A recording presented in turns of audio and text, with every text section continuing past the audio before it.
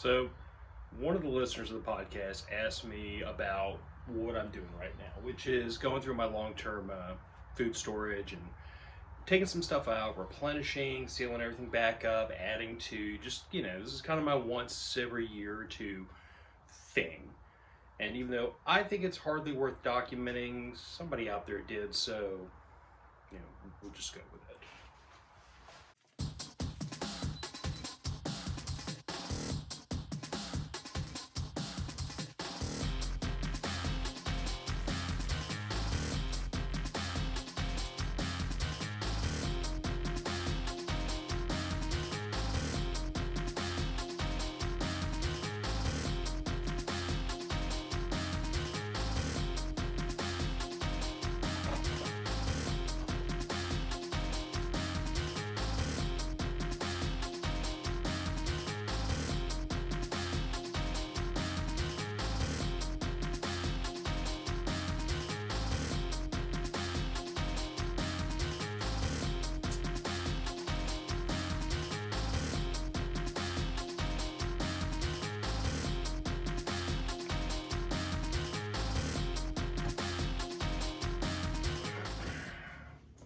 Alright, friends, so forgive my lack of any kind of setting anything up pretty. This is just kind of an off-the-cuff kind of video. But, again, somebody asked me, because I mentioned I was doing my kind of annual, biannual, long-term food storage rodeo, I guess you would call it. And I'm taking things out that I no longer want to store long-term because I've moved them into different phases of our storage, or taking things out that I'm just having misgivings about, like, they're probably okay, but if I'm going to put them away for another 2 years, I'd rather not think they're okay. I'd rather take them out, replenish them with something I know is good. A lot of this is also because, like, our food storage strategies just changed a lot. I mean, I dove really hard into this lifestyle of being prepared and putting things back on the shelf for my family. I dove into this really, really deep about 7 years ago now. 6.5, 7. But, in that time, I've come from an idea of having a couple weeks worth of extra food. Now I'm pushing that out past several months. And it really has been a constant, slow grind and push, buy a little bit extra, put a little bit extra away. And it's way more than just long-term food storage bucket. It's a lot more than just beans and rice at this point. It's a multi-tiered system of storing food based on how long I can reliably keep it, and just the types of things that, my family wants to keep on hand. I mean, as you can see, like, rice and beans, that's kind of a staple. Anybody that calls himself a prepper should have buckets of rice and beans. You really, really ought to. If not, we need to go back a couple of steps. But then it's also stuff like tea bags, because my wife's not a coffee drinker, she drinks tea, and we're not going through the apocalypse without caffeine. Apocalypse being, not literal apocalypse, but like just kind of goofing around the apocalypse.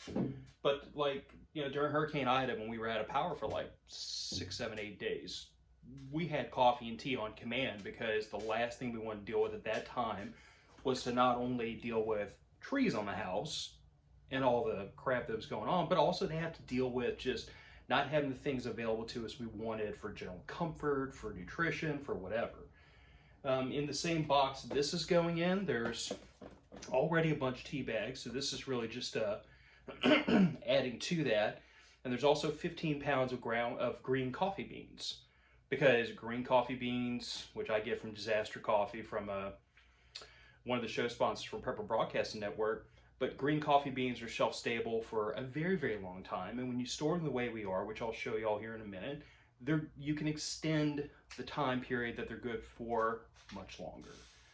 So I've got 15 pounds of coffee. I've got a pretty good little grip of, just regular black tea bags for my wife. But we also store a lot of other things. And it's not all in the buckets. Some of it's other places that we'll probably talk about on the podcast. But someone specifically asked about the buckets, the long-term stuff. So a couple of things to go through. First of all, if you're dealing with these 5-gallon gasketed lid food grade buckets, 2 tools you're gonna have to get very familiar with. One is, I've heard this called a bung wrench or a bucket wrench. This is literally just to hook underneath the lid and to be able to kind of wrench it off.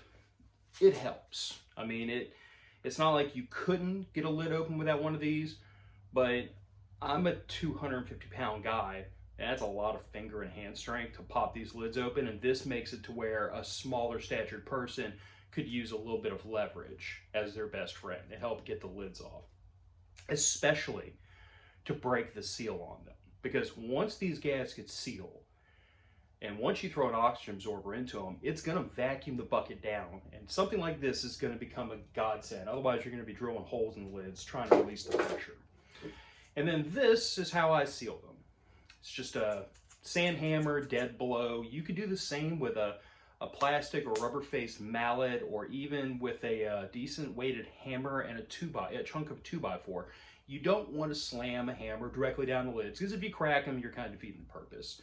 I use this because it really helps to seat them and get, again, not have to struggle with them unnecessarily. Now, desking bags. So these are just silica gel bead desking packs. If it looks like this is a hodgepodge, it is. I actually got a lot of these from a buddy of mine who deals in a lot of, it's the coffee business, it's disaster coffee, but he gets a ton of these all the time. So he brought a whole bunch to Prepper Camp and kind of put them on the table and said, anybody wants free desk packs, grab them. So I grabbed a pretty good wad of the big ones. And what I'll do is every time I open the buckets up, I will take and throw these in the food dehydrator for 4, 5, or 6 hours and just get all the humidity out of them. That way they can be reused. And then this is the secret sauce, oxygen absorbers.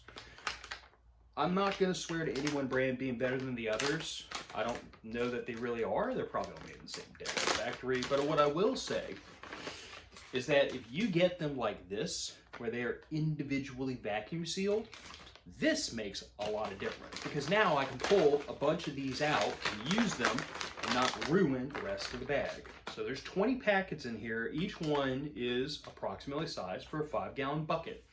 I'm about to seal up 10 of these buckets. So I've already got 10 left sitting here. But if they're not individually packaged, then the minute you open this package, the rest of them are activated and you have to use them or lose them. So I learned that lesson the hard way one time. I didn't get them individually wrapped. It cost a couple bucks extra, but in the long term, it probably saves you some time, trouble, and aggravation. So as far as what I store, we've already talked about some of this stuff: coffee, tea. I could probably actually just pop these buckets open and show y'all, or I could very easily just tell y'all what's in a lot of them. A lot of these buckets are just rice and beans. No surprise there. It's a staple, it's decent nutrition. Dried beans and dried rice will keep just sitting on a pantry shelf for a very long time. And when you put it in an oxygen-free, dehumidified, sealed environment like this, it keeps longer than most of us need to worry about, honestly. I keep lots of nuts, peanuts, almonds, things like that. Again, just try to have a not just an additional source of nutrition, because rice and beans gets is kind of a one-dimensional nutrition source, but also for the fact that I'm trying to inject different tastes into our diet. If we have to fall back on this, understand that we've eaten through the pantry, the fridge freezer, the chest freezer, all the meat. We are down to we're in a bad way if we have to open these buckets up. But that's the whole point of having them, is that this is the stuff that keeps for a very long time. It doesn't require refrigeration. And if we get down to this, it is truly a survival situation. But even in that vein, and this is what I point out to a lot of people, I'm like, you cannot overlook morale in a moment like this. And feeding your family beans and rice 7 days a week, 3 meals a day is going to get freaking old very quickly, and you might get, murked in your sleep. So having something like honey roasted peanuts or almonds, it helps. In the same bucket, it doesn't make any sense why it wound up this way, except it's how it packaged. I've got powdered milk. Again, if we're in a situation where we've eaten through everything else, powdered milk is going to become kind of the weapon of last resort to have some calcium, some kind of a milk replacement in our diet. Also, I have an entire bucket of baking supplies. And that's part of the reason the powdered milk is there, is because most of those baking items I need some milk for.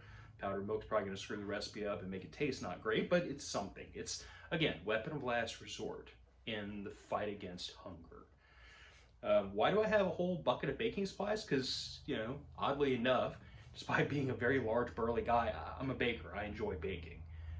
It's a morale boost out of this world when you're having a really bad day and you have the stuff on command to just whip up cornbread or whip up bread or whip up cookies or fudge or anything like that. Just whip it up out of nowhere from scratch. And you can make a really bad day a little more tolerable with something like that. So there's also stuff like just a whole huge bulk bag of chocolate chips in there, because quite frankly, you can just eat chocolate chips out of the bag, and most people that are having a bad day will feel a little bit better about themselves with the taste of chocolate in their mouth, in my experience. But, you know, again, box of baking supplies. I'm adding some stuff to that, which I didn't have the first go around. I'm adding cocoa, salt, brown sugar, and baking powder. I already had, I think, what was it, flour, white sugar, cornmeal, and a couple of little things, but I'm just trying to make that a baking supply bucket. And also, if ever I'm like, you know, in the middle of making something and oh my God, somehow I ran out, I just pop this one bucket, all my baking supplies are in there, I can grab what I need, I can replenish it. What in the world? Oh, so I have a bucket that at one point had a bunch of stuff in it and oatmeal. And that bunch of stuff has all been kind of taken out over the years because we've moved a lot of the stuff that was originally there, like canned chicken, tuna fish, we've moved that into a different phase of storage. So now we're bulk buying a lot of that, or we'll just buy like 2-3 extras every time we go to the grocery store. And we have a whole rack of canned chicken, of tuna fish, of canned vegetables, of canned beans, whatever, canned vegetables. We have a whole can rack full of that, so there's no more need to try to keep that in the long term and have to pop these buckets open every year. So instead, the oatmeal is about to get joined, and it's instant oatmeal, is about to get joined by a large container of just bulk oats and a large container of bulk grits, called the breakfast bucket. I don't know. It's stuff that I know will keep long term, and that's really what I'm aiming for here. Looking around, I think that's going to be about it to flesh out these buckets. I've got 4 buckets over here to my right that are, call them full. I mean, there ain't much more that's going to fit into them. I've got 4 buckets here on my left that have varying amounts of room, and what I'm probably going to wind up doing here in a minute is getting some Ziploc bags and repackaging some of this stuff, because you know, some of these packages, like this nice big square box, don't fit well into a cylindrical bucket. So I'll probably repackage that. The nuts, I don't know, probably pour them all into a gallon Ziploc bag, or maybe even a vacuum bag, and shove them down in there. That box of powdered milk, which it's a box of powdered milk, that is probably about to get repackaged, because it's taking up a very weird shaped, large amount of room in this bucket. And I bet I could fit it down in there a little bit nicer. But there's a couple things when it comes to like food buckets you really need to think about. First of all is moisture and oxygen are your enemy. So I'm dealing with moisture in the air and oxygen in the air, but the one thing you have to think about is moisture in the food itself. This is why I stick to stuff like powdered stuff, dehydrated stuff, dried grains, dried beans, because if they have moisture inside the food itself, it doesn't matter how much moisture you try to suck out of the air, you still have moisture in the food. It's going to decrease the shelf life. It's not saying don't store it. I just don't know that I put it in like a long-term, like something you're setting up to last a year, and then you're going to take it out, replenish it, do whatever you want. Most stuff will be fine for a year. I mean, look at the expiration date on most of the stuff you get on the store shelf. On the other hand, if you're building something that is going to be like 5-year, you really have to start planning ahead for something with low moisture content. That's why the majority of this stuff is all stuff that I know is not going to go bad in several years if I just put it on the shelf. And if I'm putting it in this environment, it's going to last even longer, hopefully. But that's kind of the long and the short of it, guys. I mean, this isn't rocket surgery. You could do the same thing with Mylar bags. You could do the same thing in a lot of different ways. But long-term food storage, to me, is just one tier in a food storage strategy. Like, you know, we have our normal pantry, our normal fridge freezer, and that's, we're in that every day, like you would be. And then out here we have a can rack and a chest freezer. So anytime we take meat, butter, cheese, any of that sausage, any of that stuff out of the freezer, and it cycles into the fridge, start defrosting, the stuff in the chest freezer now goes into the main freezer to replenish that. So the stuff out here is the oldest stuff and that is the newest stuff in the house, and the stuff in the fridge is the oldest stuff in the house, and it's constantly rotating. Stuff in the pantry, if we use the last of it, like if, you know, most of that stuff we have 2 or 3 extras sitting out here next to the can rack. So this stuff goes into the house, that stuff goes on the grocery list, we put that back into here. You see how this works? It's how you decide to do how you decide to build up your food stock. It's not this separate thing from what you're normally eating. It's not this separate thing from your pantry and your fridge. That is included in your food stock. My food stock is just 3-dimensional and it runs all the way back to here. But it starts up there where everybody else's does.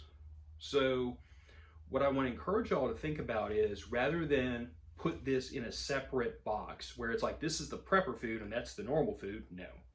The normal food, if it meets certain requirements, can become prepper food, and then you will just buy more of it and you will store more of it in a way in which it lasts.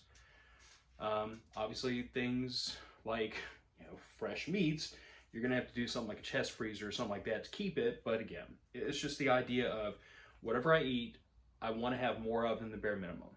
Whatever I eat, I want to store, so that if the store shelves suddenly run bare, I'm not in a pinch. I've got 3 people in this house I'm responsible for feeding, 4 if you include the cat, and that's a responsibility I can't let down on. So I do these kinds of things. But let me pop one of these open, reposition the camera, and I'll show y'all really briefly. I'll probably pick one of the ones that's basically full, because some of these others I'm gonna have to do some repacking on before I can seal them up and then pack them away for the day. All right, so like I was saying, food grade bucket, 5 gallons. Get them off of Amazon, get them a variety of places. You could scavenge these from a lot of different places if you want. Frankly, I've heard of people using Home Depot buckets, and that's probably fine. Just, you know, spend a couple extra bucks to get some food grade. That's a big bag of rice. That's a couple bags of dried red beans, which should come as no surprise. I mean, red beans and rice fed generations of people here in Southeast Louisiana for plenty fine until we got to modern times. So that's a staple in this house. But that's a 5-gallon bucket loaded up pretty much as it's going to be. That's a couple of desk and packs to suck out the moisture that is just in the air because of where we live. And this is the oxygen absorber. So all that goes in, the lid goes down.